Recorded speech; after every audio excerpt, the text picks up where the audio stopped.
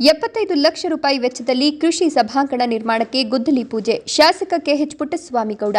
ಗೌರಿಬಿದನೂರು ನಗರದ ತಾಲೂಕು ಪಂಚಾಯಿತಿ ಆವರಣದಲ್ಲಿ ಕೃಷಿ ಇಲಾಖೆಯಿಂದ ಸುಮಾರು 75 ಲಕ್ಷ ರೂಪಾಯಿ ವೆಚ್ಚದಲ್ಲಿ ಕೃಷಿ ಸಭಾಂಗಣ ನಿರ್ಮಾಣಕ್ಕೆ ಗುದ್ದಲಿ ಪೂಜೆಯನ್ನ ಶಾಸಕ ಕೆಎಚ್ ಪುಟ್ಟಸ್ವಾಮಿಗೌಡ ನೆರವೇರಿಸಿದರು.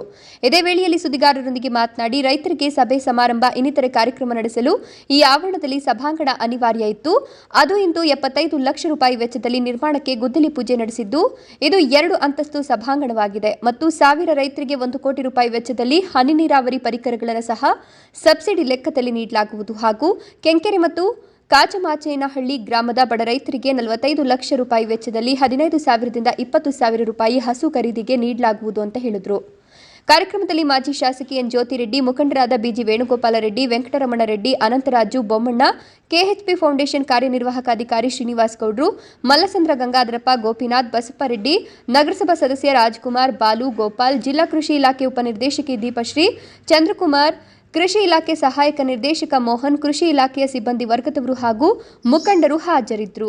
ಡಿಪಾರ್ಟ್ಮೆಂಟ್ನಿಂದ ಈ ಒಂದು ಸಂಕೀರ್ಣದಲ್ಲಿ 75 ಲಕ್ಷ ರೂಪಾಯಿಗೆ ವೆಚ್ಚದಲ್ಲಿ ಒಂದು ಸಭಾಂಗಣ, ಕೆಳಭಾಗದಲ್ಲಿ ಅವ್ರಿಗೆ ಬೇಕಾದ ಸಾಮಗ್ರಿ, ರೈತರಿಗೆ ಉಪಯೋಗ ಆದಂಥ ಸಾಮಗ್ರಿಗಳನ್ನು ಸೇಕರಣೆ ಮಾಡ್ಕೊಳ್ಳೋಕ್ಕೆ ಮತ್ತು ಮೇಲ್ಭಾಗದಲ್ಲಿ ರೈತರ ಯಾವುದಾರ ಮೀಟಿಂಗ್ ಕರೆಸಿದಾಗ ಅದು ಮೀಟಿಂಗ್ ಮಾಡ್ಕೊಳ್ಳೋಕ್ಕೆ ಒಂದು ದೊಡ್ಡ ಸಭಾಂಗಣ 300ಕ್ಕಿಂತ ಹೆಚ್ಚು ಜನ ಕೂತ್ಕೊಳ್ಳುವಂಥ ಒಂದು ಸಭಾಂಗಣವನ್ನು ಕಟ್ಟುವಂಥ ಒಂದು ಬಿಲ್ಡಿಂಗ್ಗೆ ಇವತ್ತು ಶಂಕುಸ್ಥಾಪನೆ ಮಾಡಿದ್ದೀವಿ.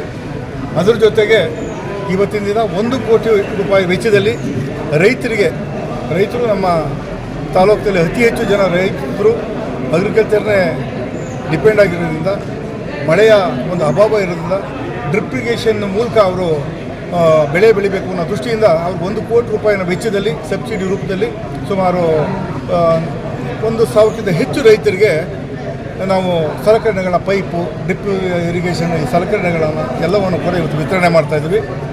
ಹಾಗೆಯೇ ಸುಮಾರು 45 ಲಕ್ಷ ರೂಪಾಯಿ ವೆಚ್ಚದಲ್ಲಿ ನಮ್ಮ ಕೆಂಕೆರೆ ಗ್ರಾಮದಲ್ಲಿ ಮತ್ತು ಕಾಚಮಟ್ಟೇನಹಳ್ಳಿ ಗ್ರಾಮದಲ್ಲಿ ಎಲ್ಲರಿಗೂ ಕೂಡ ಹಸು ಕೊಂಡುಗಳಿಗೆ 20,000ದಿಂದ ಹಿಡಿದು 10-12,000 ರೂಪಾಯಿಂದ ಹಿಡಿದು 20,000ವರೆಗೂ ಕೂಡ ಪ್ರತಿಯೊಬ್ಬರಿಗೂ ಕೂಡ ಅಲ್ಲಿ ಗ್ರಾಮದಲ್ಲಿ ಸುಮಾರು 90% ಅಲ್ಲಿರೋ ಗ್ರಾಮದ ಜನತೆಗೆ 45 ಲಕ್ಷ ರೂಪಾಯಿನ ವಿತರಣೆ ಮಾಡ್ತಾಯಿದ್ವಿ. ಈ ಕಾರ್ಯಕ್ರಮಗಳನ್ನು ನಾವು ಹಮ್ಮಿಕೊಂಡಿದ್ದೀವಿ.